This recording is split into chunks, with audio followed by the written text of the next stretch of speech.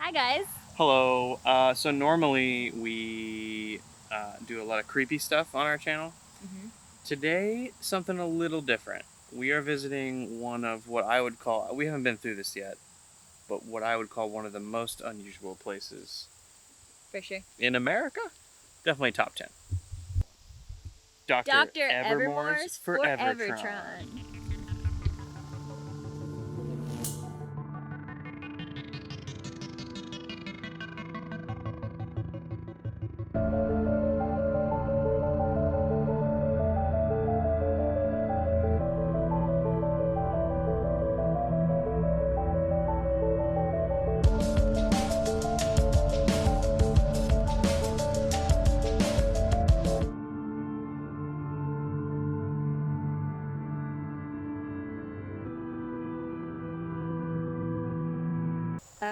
Alright, so where are we right now? What? I don't know. We went around like the first little bend. I meant in general.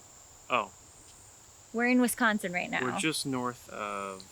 We're in North Freedom, Wisconsin. Yeah. Just north of what, Madison? Yep. So... I don't know. Give you a little history? Yeah. Okay, so the reason we're up here is because my grandparents own a cabin in very, very north Wisconsin. Mm-hmm. So we came up here for vacation. Yeah. Had some unexpected problems, but we made it. we made it. We did some vacation, and we're on our way back to Ohio, and we wanted to stop here. Yeah. So that's why we're here. We found it on Atlas Obscura's website. We were just looking at cool, weird things to do in Wisconsin, and this popped up. And who could miss the opportunity to come here? I think both of us have kind of seen it before on Discovery Channel or Travel Channel or something like that. Yeah. It's been featured a couple times on like weird episodes of like interesting, quirky spots. I don't know what that voice was. Quirky spots in the United States to visit.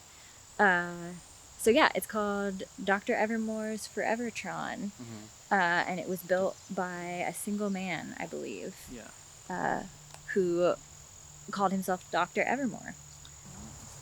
I don't know. I think it's the police. Let's get out of here. Anywho, so the reason I was going back there is because it looks like there was a house at one point on this property, and that there's a gazebo and a super mosquito breeding ground. But let's show you some of the land, some of the property.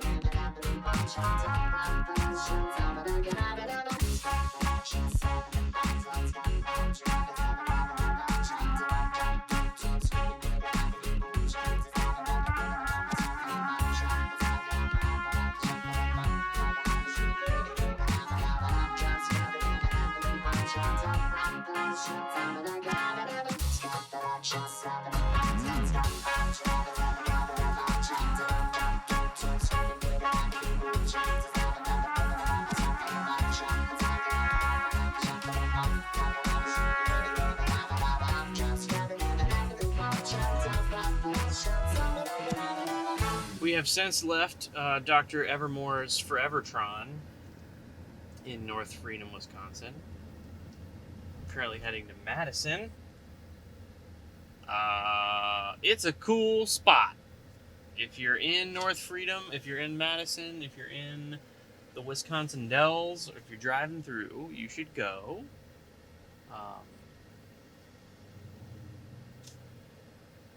I don't know, I was amazed. Like,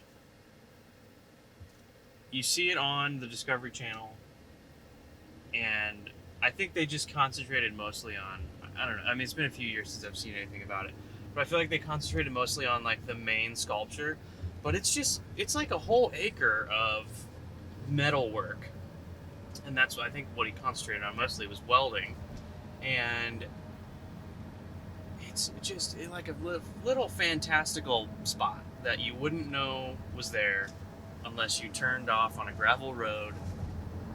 Yeah. And through the gate. Yeah, like we looked it up on the map and I was expecting some sort of either an entrance or a very manicured park, because when you look it up online, it just says that it's a sculpture park. And you pull in, and all of a sudden you're on a dirt road in the middle of the woods, and it's just you and maybe a couple other people there. So I think that added to the magic of the place, for sure. But I wish you could have stayed a little longer. We were there kind of around the time they were about to close, and I think it was his wife, I'm not super sure, the artist's wife that was there closing up. So we decided we should probably take off, but I would definitely go back again and spend more time exploring, because I'm sure there's plenty that we missed. Maybe next year. Yeah, maybe next year. But if you ever find yourself near Madison, Wisconsin, make the detour to check it out. Or if you're just driving through Wisconsin, see if you can add it to your road trip. It's definitely a good roadside stop, if not spending a couple hours there. Yeah, we definitely gonna spend more time. I did not get to see as much of the stuff as I wanted. I mean, we walked around the whole thing, but there's always something that, you know, like, it's just, there's so much to look at.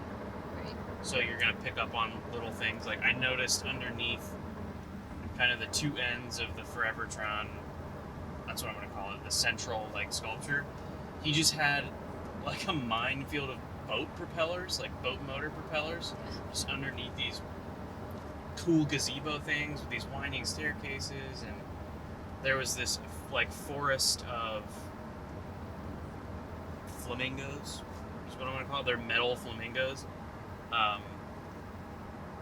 And he, you know, like welded these bird statues together, and you know, some of them kind of look similar because, you know, like he used the same parts or whatever, but looking at each one of them has their own little personality.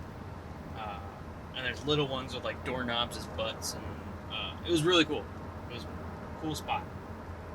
Yeah, and I thought it was interesting too, because even scattered throughout his sculptures, you could see like evidence of the tools he used and almost other unfinished projects that were around, which I thought was really interesting. Almost like it's a to be continued project. Yeah, and I was reading online that there's also apparently a contamination. That's a tongue twister.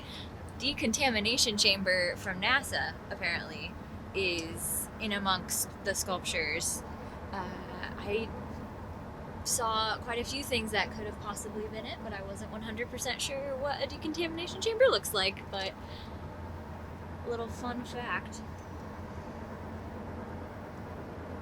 I'm just driving.